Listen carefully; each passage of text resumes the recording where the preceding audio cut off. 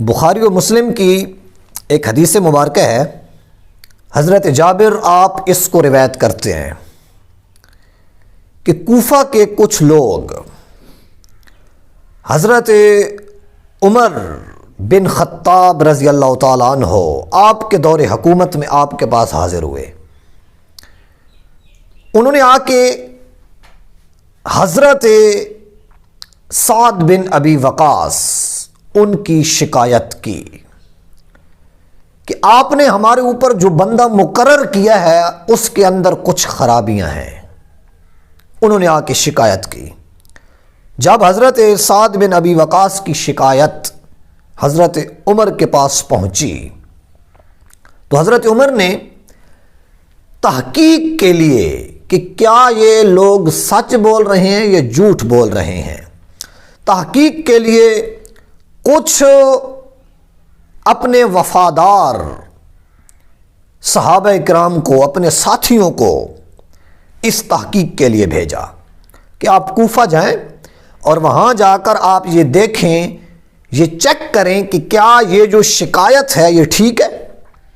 اور تحقیق کا جو طریقہ کار حضرت عمر نے ان کو بتایا وہ یہ تھا کہ آپ نے کوفہ کی مساجد کے اندر جانا ہے، مسجدوں میں جانا ہے، اور وہاں جا کر نمازوں کے بعد آپ نے پوچھنا ہے کہ اے لوگو، سعد بن ابی وقاص جو کہ ہم نے آپ کے اوپر مقرر کیا تھا یہ کیسا انسان ہے۔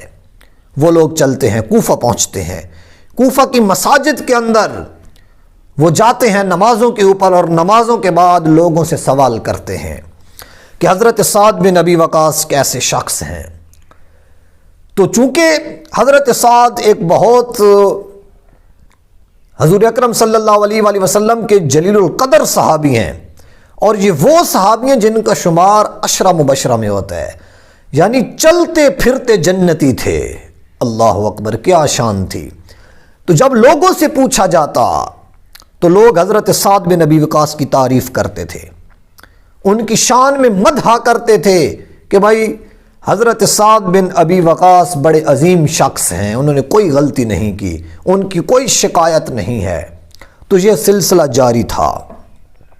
تو وہ صحابہ کرام جو تحقیق کرنے والے تھے وہ ایک مسجد میں جاتے ہیں، اپنی روٹین کے مطابق وہ سوال کرتے ہیں اس مسجد میں جا کر کہ حضرت سعد بن ابی وقاص کیسے شخص ہیں۔ تو کچھ لوگوں نے تعریف کی، تو اس جگہ پر ایک شخص موجود تھا، وہ کھڑا ہوتا ہے، وہ کہتا ہے کہ اگر آپ حقیقت سننا چاہتے ہیں تو میں آپ کو بتاتا ہوں۔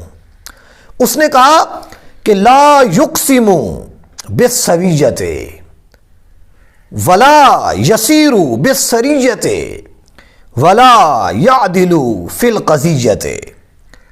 اس نے 3 الزام حضرت سعد بن ابی وقاص پہ لگائے۔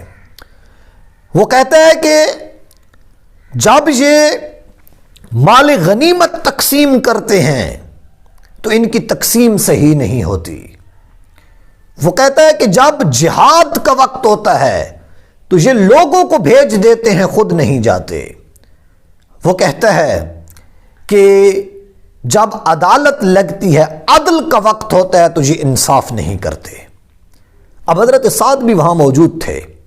آپ نے جب یہ جملے سنے تو آپ نے ارشاد فرمایا کہ اے شخص، اگر تو سچی بات کہہ رہا ہے، اگر تو سچی بات کہہ رہا ہے، اگر تیرا یہ قول حقیقت پر مبنی ہے تو پھر اللہ تعالیٰ تجھے لمبی عمر دے۔ ایک بات آپ نے یہ کی کہ اللہ تعالیٰ تجھے لمبی عمر دے۔ دوسری آپ نے بات یہ کی کہ اللہ تعالیٰ تجھے محتاجی میں مبتلا کرے۔ اور تیسری بات آپ نے یہ کی کہ اللہ تعالیٰ تجھے ذلیل و رسوا کرے اگر تو سچا ہے تو۔ اب وہ وقت جب گزرا تو ایک مشہور تابعی ہیں عبد الملک بن عمیر، آپ یہ کہتے ہیں کہ حضرت سعد نے اس کے لیے جو لفظ بولے تھے ہم نے ان کا اثر دیکھا۔ ہوا کیا کہ وہ شخص اتنا بوڑھا ہو گیا تھا، کیونکہ حضرت سعد نے کہا تھا کہ اللہ تجھے لمبی عمر دے، کہ وہ شخص اتنا بوڑھا ہو گیا تھا کہ اس کی آنکھوں کی جو بھوئیں تھیں وہ اس کی آنکھوں کی آگے لٹک چکی تھیں، اتنی زیادہ اس کی عمر ہو گئی تھی۔ اور دوسری آپ نے اس کی محتاجی کی بات کی تھی، تو وہ اتنا محتاج ہوا کہ وہ در بدر بھیک مانگتا تھا، وہ لوگوں سے مانگتا تھا، وہ فقیر بن گیا، در در مانگنے والا، چوکھٹ چوکھٹ پہ جاتا تھا، دروازے دروازے پہ جاتا تھا اور لوگوں سے سوال کرتا تھا۔ تیسری بات آپ نے جو فرمائی تھی کہ اللہ تعالیٰ تجھے ذلیل کرے، تو اس عمر میں بھی آ کر اس کی ذلالت کا یہ عالم تھا کہ وہ لڑکیوں کو چھیڑتا تھا اور ان کو وہ چٹکیاں بھرتا تھا۔ اب اتنا بوڑھا شخص ہے، اگر وہ یہ حرکت کرتا ہے تو معاشرے والے اور لوگ کیا سوچتے ہوں گے، اس کی جو عزت کا معیار ہے وہ کیا ہوتا ہوگا۔ وہ ذلت کے اندر ڈوب گیا، ذلیل و رسوا ہو گیا، محتاج ہو گیا، ایک لمبی عمر میں آ کر کہ اس کی جو بھوئیں تھیں وہ بھی لٹک گئیں۔ تو اس طرح اللہ تعالیٰ نے اسے ذلیل و رسوا کر کے، محتاج کر کے اور بوڑھا کر کے مارا۔ سبق کیا چھوڑا اس واقعے نے ہمارے لیے، اس حدیث نے سبق کیا چھوڑا کہ اللہ تعالیٰ کے محبوب کے جو اصحاب ہیں وہ اللہ تعالیٰ کے کتنے پسندیدہ ہیں، کہ ان کی زبان سے نکلے ہوئے جملے اللہ تعالیٰ پورے فرما دیتا ہے، اور جو ان کے اوپر الزام عائد کرتا ہے، جو ان کو غلط کہتا ہے، اللہ تعالیٰ ان کو کیسے ذلیل و رسوا کرتا ہے۔ ہمارے لیے سبق یہ ہے کہ ہم آقا کریم صلی اللہ علیہ وآلہ وسلم کے اصحاب کا احترام کریں۔ صحابی رسول جو بھی ہے، ہمارے دل کے اندر، ہماری زبان پر ان کا ایک مقام، ایک شان ہونی چاہیے۔ اللہ تعالیٰ نے ان کو بڑا سٹیٹس، بڑا معیار دیا ہے۔ دعا کرتے ہیں اللہ تعالیٰ سمجھ کی توفیق عطا فرمائے۔